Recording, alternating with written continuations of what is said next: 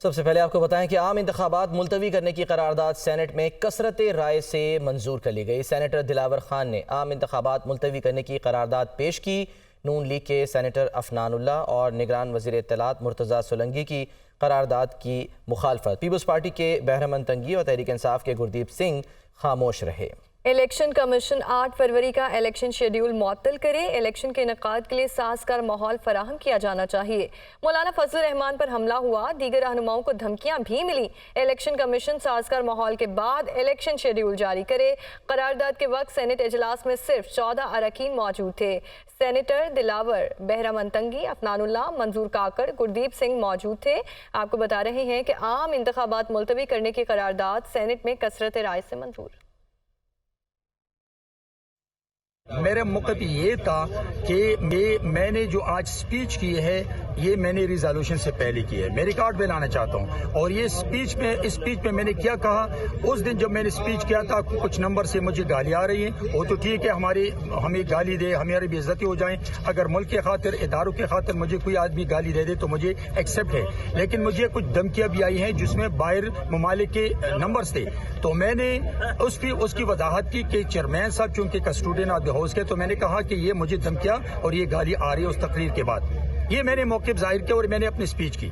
लेकिन उसके बाद ना इस रेजोल्यूशन के बारे में किसी को पता था, ना हमें कोई एतमाद में लिया था। मैं अपनी स्पीच के लिए बैठा था, लेकिन मेरी स्पीच के बाद दिलावर खान साहब ने अपना रेजोल्यूशन टेबल किया। चेयरमैन सेनेट ने उसकी इजाजत दी और उसने अपना रिजोल्यूशन पेश करके मेजॉरिटी से उसको पास किया। जब वोटिंग हो गई है तो उसने एक्सेप्ट किया, यस में कहा, और हम तीनों सेनेटर ने हमने नो कहा।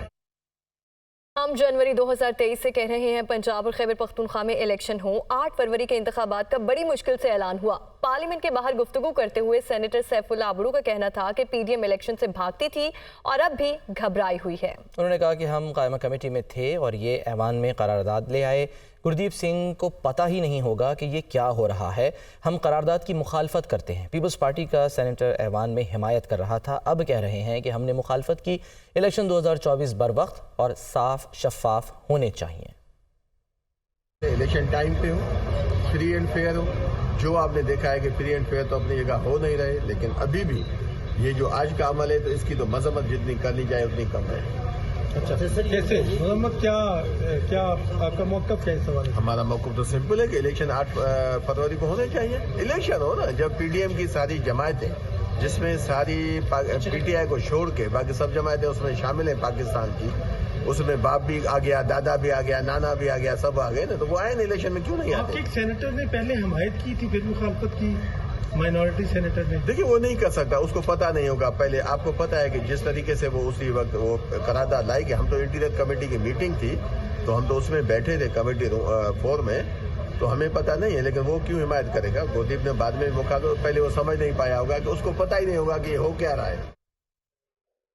सेनेट में इलेक्शन 2024 मुलतवी कराने की करारदाद की मंजूरी का नोटिफिकेशन जारी कर दिया गया। जॉइंट सेक्रेटरी सेनेट ने नोटिफिकेशन जारी किया। करारदाद की मंजूरी की कॉपी सदर वज़ीर आज़म, इलेक्शन कमीशन, वजारत कानून व इंसाफ को भी इरसाल कर दी गई। इसी पर बात करने के लिए इस्लामाबाद से ज़ीशान यूसुफ से हमारे साथ मौजूद हैं। ज़ीशान, क्या तफसीलात हैं आपके पास? पाकीज़ा, ये एक सेनेट में इंतखाबात मुलतवी कराने के मुतालिक जो करारदाद पेश हुई वो कसरत राय से पास हो गई, उसको पास कर दिया गया और अभी सेनेट ने जो है उसका नोटिफिकेशन भी जारी कर दिया। और ये जो नोटिफिकेशन है ये सेनेट सेक्रेटरीट ने करारदाद मंजूरी का नोटिफिकेशन ज्वाइंट सेक्रेटरी सेनेट के सेक्रेटरीट ने जारी कर दिया। करारदाद की मंजूरी की कॉपी जो है सदर वज़ीर आज़म, इलेक्शन कमीशन, वजारत कानून व इंसाफ और दीगर मुतल्लिका जो महकमे है उनको अरसाल कर दिया गया है। और इसमें कहा गया है कि इलेक्शन कमीशन मुल्क की सूरत हाल के पेश नज़र फौरी इलेक्शन शेड्यूल को तब्दील करे, सेनेट सेक्रेटरीट की वजारत पार्लिमानी उमूर को फौरी कार्रवाई करने और 2 माह में जो है रिपोर्ट पेश करने की। ठीक है ज़ीशान, आपका बहुत शुक्रिया। पाकिस्तान पीपल्स पार्टी के रहनुमा शहरी रहमान कहती हैं कि इलेक्शन में किसी किस्म का इल्तवा नहीं चाहते। पीपल्स पार्टी ने किसी करारदाद को सपोर्ट नहीं किया। हम इलेक्शन करवाने के हवाले से फ्रंट लाइन पर रहे हैं। मजीद उन्होंने कहा कि हमारी तैयारी पूरी है, हम ग्राउंड पर भी मुतहरिक हैं। इलेक्शन 2024 बर वक्त होने चाहिए। Chairman peoples party Bilawal Bhutto समेत तमाम कारकुन मुतहरिक रहे हैं। मुल्क में मुश्किल हालात हैं, हम आगे बढ़ना चाहिए। ये बावर करना है बिल्कुल क्लैरिटी से मौक़िफ़ पीपल्स पार्टी का कि हम इलेक्शंस के हवाले से, इलेक्शंस करवाने के हवाले से हरावल दस्ते में रहें, बिल्कुल फ्रंट लाइन में रहें और कोई इसमें हमारी तरफ से अभाव नहीं था। हमारा वाज़े मौक़िफ़ रहा है कि इलेक्शन बर वक्त होने चाहिए। ये मुल्क में हिजानी और परेशानी की कैफियत नहीं फैलानी चाहिए, बेयकीनी और नहीं होनी चाहिए, और हमारी तरफ से कोई ऐसा सवाल ना उठे जिसमें हमारी आवाज़ शामिल हो ऐसी किसी करारदाद में। तो मैं फिर कहूँगी कि जब सारे लोग, बहुत सारी तंजीमें पीछे हट रही थीं या राय फरार इख्तियार कर रही थी, पीपल्स पार्टी फ्रंट लाइन में थी। पीपल्स पार्टी का 10 नुकाती इकोनॉमिक चार्टर भी हमारे चेयरमैन ने ख़ुद लाहौर में प्रेस कॉन्फ्रेंस में दिया है, कल या परसों CEC की मीटिंग में। और आपने ये भी देखा होगा कल ब्रदर, और आपने ये भी देखा होगा कि हमारी तैयारी भी पूरी है। हम ग्राउंड पर भी मुतहर्रिक हैं, अपनी टिकटें भी हम फाइनलाइज कर चुके हैं, हो रही हैं, और हमारे जितनी भी बाकी तैयारियां थी, एक इलेक्शन की जो सरगर्मी है वो पीपल्स पार्टी ही करती रही है। इसी अहम डेवलपमेंट पर हम बात करेंगे, तज्जिया हासिल करेंगे। सीनियर तज्जियाकार जनाब कामरान शाहिद साहब इस वक्त हमारे साथ मौजूद हैं। कामरान शाहिद साहब, एक तरफ सुप्रीम कोर्ट है जो कहती है कि इंतखाबात की तारीख या इंतखाबात पत्थर पर लकीर हैं, दूसरी तरफ पार्लियामेंट है और ऐवान बाला है सेनेट का जो करारदाद मंजूर करता है। इसको अब किस तरह से इसका आप तज्जिया करेंगे? देखिए जी, सेनेट की इस करारदाद की वैसे तो कोई हैसियत नहीं है, क्योंकि उनके कहने से तो इलेक्शन ना होगा ना रिजेक्ट होगा। इस इलेक्शन में सुप्रीम कोर्ट ने डेट दी है तो ये कोई आम बात भी नहीं है, और सुप्रीम कोर्ट के चीफ जस्टिस जो हैं उनका बहुत क्लियर कट लाइन है कि इस इलेक्शन को एम्बिगुइटी में डालना या कंफ्यूजन फैलाना जो है वो भी उनके नजदीक जो है वो एक जुर्म है, और उन्होंने मीडिया को भी इसलिए रोक दिया था।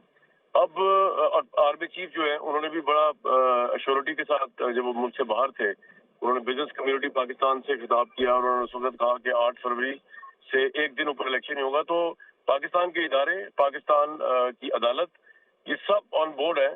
तो इलेक्शन कमीशन ने जो था उसने भी आज रिजेक्ट कर दिया सेनेट की इस करारदाद को। तो सेनेट की इस बात की वैल्यू तो, लेकिन जो इंटरेस्टिंग बात है नोट करने की वो ये है कि सेनेट के अंदर आज करारदाद जो पास हुई, ये करारदाद पास हो ही नहीं सकती थी अगर पीपल्स पार्टी या नून लीग, खासतौर पे नून लीग के जो एक सेनेटर बैठे हुए थे, अगर वो सिर्फ कोरम की निशानदेही कर देते कि कोरम ही पूरा नहीं है, तो ये करारदाद पास हो ही नहीं सकती थी। नून लीग के MNA जिसने वोटिंग में रिजेक्ट किया इस करारदाद को, आई थिंक अफरान साहब थे वो, तो उनको इतना तो पता होना चाहिए था कि अगर वो ये करारदाद कभी फर्स्ट प्लेस पास ही ना होती अगर सिर्फ वो कोरम की निशानदेही कर देते। और पाकिस्तान की दूसरी पॉलिटिकल पार्टीज जो हैं वो भी ये काम कर सकती है, लेकिन जो तो वहाँ मौजूद थे भाई साहब, उनको तो फौरी तौर पे ये काम करना चाहिए था। तो इससे बड़ा एक अजीब व गरीब से परसेप्शन उभरा है मेरे ज़हन में तो एटलीस्ट, कि क्यों PMLN के MNA ने या जो साहब वहाँ मौजूद थे उन्होंने कोरम की निशानदेही क्यों नहीं की। इतने अहम इशू पे एक इलेक्शन की क्रेडिबिलिटी जिसे हिट हो सकती है, जिसे इलेक्शन जो है वो कंट्रोवर्शियल हो सकता है, उसके ऊपर उनकी खामोशी, उनका सिर्फ चुप करके उस करारदाद को एक्सेप्ट करना, वो करारदाद इन फर्स्ट प्लेस एक्सेप्ट ही नहीं हो सकती थी। आपको पता ही है अगर कोरम पूरा ना हो तो वो उसकी निशानदेही पे तो वैसे ही इजलास खत्म हो जाता है। तो इस कॉन्टेक्स्ट में ये बड़ी हैरानकुन बात है। और एक लार्जर सवाल और भी है जो हमें देखना पड़ेगा कि पाकिस्तान में जो हालात चल रहे हैं, अगर हम सेनेट की करारदाद को बादिल नजर में देखें जो वो फरमा रहे हैं कि बदमनी और ये और वो, पाकिस्तान में जो इलेक्शन होने जा रहा है उम्मीद रखनी चाहिए कि इससे स्टेबिलिटी आएगी या नहीं आएगी, ये एक अलग सवाल है। लेकिन अगेन इम्पोर्टेंट बात यही है जो हमें पीपल्स पार्टी वालों से और खास तौर पे PMLN से आपको पूछनी चाहिए, मुझे पूछनी चाहिए कि जनाब आपने ये 14 बंदों की करारदाद को पास किस तरह होने दिया। ये तो पास हो ही नहीं सकती थी, ये तो कोरम की निशानदेही पे इसको खत्म होना चाहिए था। और पता नहीं सेनेट की चेयर पे साहब बैठे हुए थे, उनको भी इस बारे में एहसास बिल्कुल नहीं हुआ कि 14 बंदे किस तरह करारदाद पेश कर सकते हैं without the fulfilment of the requirement of the quorum. जी ठीक है, बहुत बहुत शुक्रिया कामरान शाहिद साहब आपका। और आम इंतखाबात कागजात नामजदगी की मंजूरी का अमल जारी है। आपको बता रहे हैं कि कागजात नामजदगी की मंजूरी का अमल जारी है। इस हवाले से हमारे साथ मौजूद हैं लाहौर से मोहम्मद इशफाक, जबकि इस्लामाबाद से मोहम्मद इमरान हमारे साथ मौजूद हैं। सबसे पहले जाएंगे इस्लामाबाद की जानिब। मोहम्मद इमरान, आप हमें बताइए कि आम इंतखाबात के कागजात नामजदगी की मंजूरी का अमल अभी जारी है? जी, आज इस्लामाबाद हाई कोर्ट में कायम एपलेट ट्रिब्यूनल के सामने 63 अपीलें थीं, जिनमें से 55 अदालत ने मंजूर किया है और रिटर्निंग अफसरान के फैसले कलअदम करार दे दिए हैं। जस्टिस अरबाब मोहम्मद ताहिर की जानिब से ये रिमार्क्स सामने आए जब वो इलेक्शन कमीशन के वकील से मुकालमा कर रहे थे, तो उन्होंने कहा कि ऐसा लगता है कि आरओज़ को मुआवनत फराहम नहीं की इलेक्शन कमीशन ने और बेहतर तरबियत फराहम भी नहीं की। जो रिटर्निंग अफसरान हैं उन्होंने इलेक्शन एक्ट की शिक 62 में जो 9 पैराग्राफ है उसको तो पढ़ा है, लेकिन 10 को नहीं पढ़ा। अगर वो पढ़ लेते तो उन्हें मालूम हो जाता कि ऐसे कागजात नामजदगी को मुस्तरद नहीं किया जा सकता जिनमें बुनियाद सिर्फ ये हो कि किसी ने ऐसे बिल्स जमा नहीं कराए जिसके बारे में वो अवेयर नहीं थे जब उन्होंने कागजात नामजदगी जमा कराए थे। और आरओ से मुखातिब होते हुए जस्टिस अरबाब मोहम्मद ताहिर की जानिब से ये कहा गया कि आरओ साहब, आपने अपने जो आर्डर्स लिखे हैं कुछ तो काफ़ी तफसीली हैं और उसमें अदालती फैसलों के भी हवाले दिए गए हैं। ऐसा लगता है कि आपने कानून के बारे में काफ़ी पढ़ा है। आप ये बताएं कि क्या आपने सुप्रीम कोर्ट की ऐसी जजमेंट्स भी पढ़ी थी जिनमें कागजात नामजदगी मंजूर होने से मुतल्लिक मामलात ज़ेरे बहस थे, और ये भी बताएं कि क्या आपने वो सारे फैसले पढ़े थे जिनको आपने कोर्ट किया है या सिर्फ मखसूस पैराग्राफ पढ़ा था। तो रिटर्निंग अफसरान की जानिब से अदालत को बताया गया कि सिर्फ उन्होंने मखसूस पैराग्राफ पढ़े थे। तो अदालत की जानिब से बारहा इलेक्शन कमीशन को ये कहा गया कि अगर आरओज़ की बेहतर मुआवनत की जाती या उनको बेहतर तरबियत फराहम की जाती तो जितनी एतराज़ात के बाद ये कागजात नामजदगी मुस्तरद किए गए हैं 95% ऐसे थे कि ये आरओ खुद निपटा सकते थे, और इससे अदालत का वक्त भी ज़ाय किया गया और इतने पेपर भी ज़ाय किए गए। तो मजमूई तौर पर आज 63 अपीलें थी जिसमें से 55 जो है वो अदालत ने अलाउ की हैं और रिटर्निंग अफसरान के जो फैसले थे वो मुतअद्दिद कलअदम करार दे दिए गए हैं। जी ठीक है, आपका बहुत शुक्रिया मोहम्मद इमरान। बानी तहरीक इंसाफ के गिरद घेरा मजीद तंग। 9 मई के वाक़यात बानी PTI को इंसदाद दहशतगर्दी अदालत ने तलब कर लिया। रावलपिंडी की इंसदाद दहशतगर्दी की अदालत ने बानी PTI को 9 जनवरी को तलब किया है। बानी PTI पर GHQ हमला और लोगों को उकसाने के मुकदमात दर्ज हैं। बानी PTI 9 मई के तमाम केसेस में मरकजी मुलजिम के तौर पर नामजद हैं। इसी बारे में हम मज़ीद मालूमात हासिल करने की कोशिश भी करेंगे। अहम खबर से आपको आगाह कर रहे हैं। अदील वड़ाइच, ब्यूरो चीफ इस्लामाबाद हमारे साथ हैं। अदील, बताइएगा इस मामले में क्या मज़ीद जो है वो बातें सामने आ रही हैं अब? जी, ताज़ा तरीन इतलात के मुताबिक बानी PTI को 9 मई के वाक़यात में रावलपिंडी की इंसदाद दहशतगर्दी की अदालत ने 9 जनवरी को तलब कर लिया है। और बानी PTI के हवाले से कि 9 मई के वाक़े में GHQ जो हमला हुआ था और जो तस्वीरें जलाई गई थी और लोगों को उकसाया गया था, उस हवाले से उनके साथ एक रिलेशन बनता है इन तमाम वाक़यात का।